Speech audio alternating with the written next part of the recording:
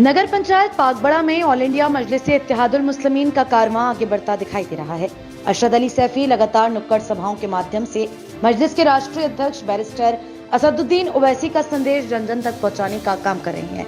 बीती रात्रि भी पागबड़ा में एक नुक्कड़ सभा का आयोजन किया गया, जिसमें बड़ी संख्या में क्षेत्र की जनता द्वारा प्रतिभाग करते हुए मजलिस-ए-इत्तेहादुल मुस्लिमीन को समर्थन देने की बात कही गई। आपको बताते चलें, अरशद अली सैफी इन दिनों नगर पंचायत पागबड़ा अध्यक्ष पद के लिए अपनी दावेदारी पेश कर रहे हैं और जनता के बीच जाकर अपनी पार्टी की नीतियां गिराने का काम कर रहे हैं। उनके द्वारा विकास पर वोट करने की बात कही जा रही है।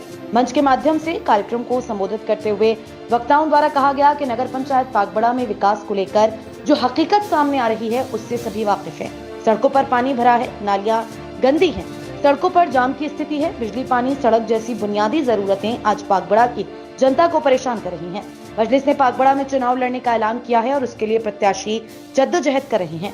अरशद अली कहते हैं कि उन्होंने पार्टी के राष्ट्रीय अध्यक्ष बैरिस्टर असदुद्दीन ओवैसी जी की नीतियों से प्रभावित होकर मजलिस के कारवां को आगे बढ़ाने का काम किया है और वे लगातार मजलिस के कारवां को आगे बढ़ाने का काम करेंगे।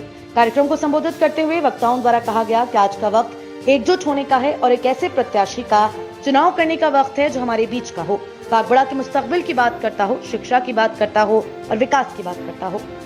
कार्यक्रम को लेकर जब ऑल इंडिया मजलिस-ए-इत्तेहादुल मुस्लिमीन के सिपाही अरशद अली सैफी से बात की गई तो उनके द्वारा बताया गया कि वे मजलिस के कारवां को आगे बढ़ा रहे हैं, जनता के बीच जा रहे हैं, नुक्कड़ सभाएं की जा रही हैं और जनता भी मजलिस के लिए आगे बढ़ने का काम कर रही है। इस बार पागबड़ा में मजलिस चुनाव जीतने जा रही है।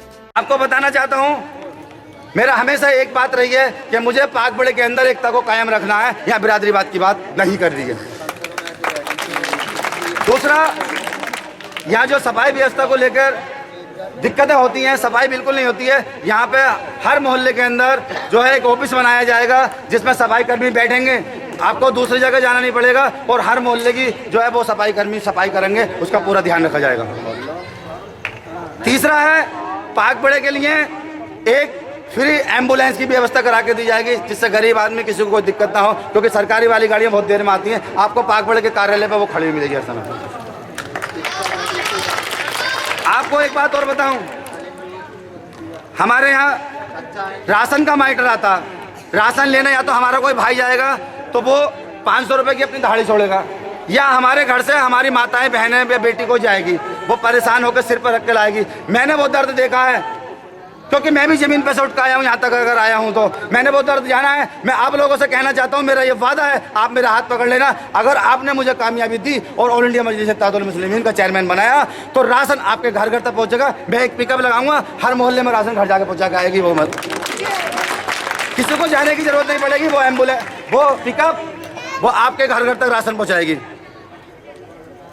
जो लोग यहाँ पे हमारी बस्ती में गरीब हैं, असहाय हैं, या जिन बच्चों के बाप नहीं है या माँ नहीं है या अनाथ हैं, मैं ये बताना चाहता हूँ, अगर आप लोगों ने मौका दिया तो उनके लिए फ्री मैरिज हॉल की व्यवस्था करा कर दूंगा। आप देख रहे हैं जो हमारा दिल्ली रोड है, उसके जो सर्विस रोड है साइडों वाले, कितने गहरे गहरे गड्ढे हो गए हैं। वहाँ पे हर समय पानी भरा रहता है। कोई बेचारा मेहमानदारी में जा रहा है, गाड़ी का पहिया चला गिर गया, कोई रिक्शा पलट गया, बच्चे स्कूल जा रहे हैं, रिक्शा पलट गया, बच्चे को उनके पापा स्कूल लेकर जा रहे हैं, मोटरसाइकिल गिर गई, ड्रेस खराब हो गई।